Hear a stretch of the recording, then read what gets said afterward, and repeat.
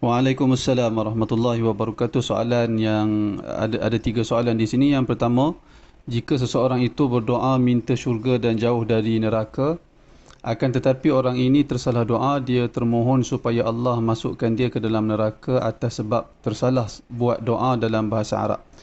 Tapi dalam hati memang harapkan masuk syurga. Bagaimanakah Ustaz? Baik, dalam masalah seperti ini tak ada masalah. Dia yang diambil kira adalah apa yang ada di dalam hati dia.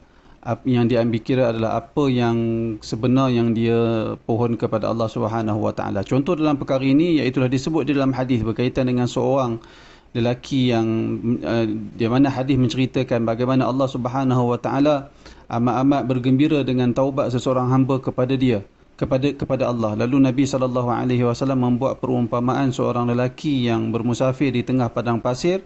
Kemudian dia keletihan, dia berehat di bawah pokok, sepohon pokok. Kemudian kuda tunggangan dia bersama dengan makanan dan minuman dia lari dari dia. Kemudian dia mencari, disebabkan keletihan, dia tertidur di bawah sepohon pokok. Bila dia jaga dari tidur dia dapati kuda dia kembali kepada dia dalam keadaan makanan semua tersedia ataupun masih berada bersama dengan kuda. Disebabkan terlalu berseronok, terlalu gembira dengan apa yang berlaku pada dia, binatang tunggangan dia datang semula kepada dia setelah dia puas mencari. Lalu orang tersebut dia berdoa dengan menyebut Allahumma innaka abdi wa ana rabbuk. Ya Allah, sesungguhnya engkau lah hamba-Ku dan aku pula adalah Tuhanmu. Dia cakap tersilap disebabkan dia terlalu gembira dengan kembalinya binatang tunggangan dia.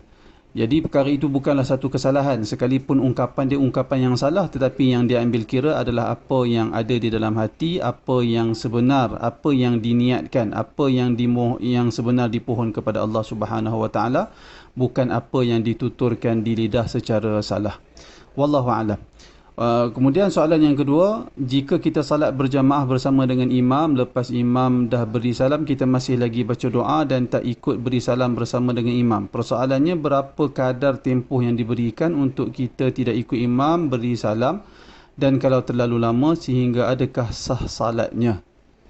Baik, persoalan ini seperti yang pernah saya nyatakan sebelum ini, wujud perbezaan pendapat di kalangan ulama'. Sebahagian ulama' mengatakan perbuatan makmum berterusan kekal duduk dan berdoa setelah imam memberi salam satu perbuatan yang dimakruhkan, seperti pandangan di kalangan ulama mazhab Maliki, kerana mereka melihat solat jemaah itu setiap makmum hendaklah mengikut pergerakan imam. Maka apabila imam salam, maka makmum juga sepatutnya memberi salam.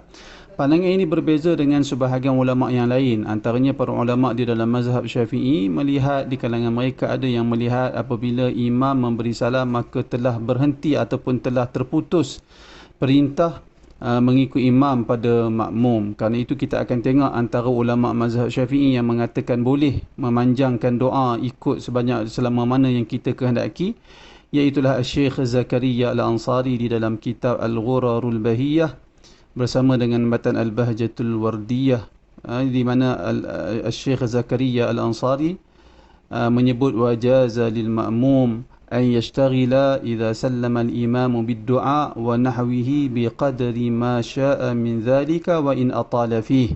Yang bermaksud lebih kurang dan diharuskan untuk makmum terus berdoa sekalipun imam telah memberi salam di dalam salat, pada kadar yang ikut apa yang dia kehendaki, panjang mana pun tidak mengapa, wa in atala fih, sekalipun dia memanjangkan tempoh dia berdoa tersebut, tidak ada masalah. Itu pandangan Syekh Zakaria Al-Ansari dari kalangan ulama mazhab Syafi'i.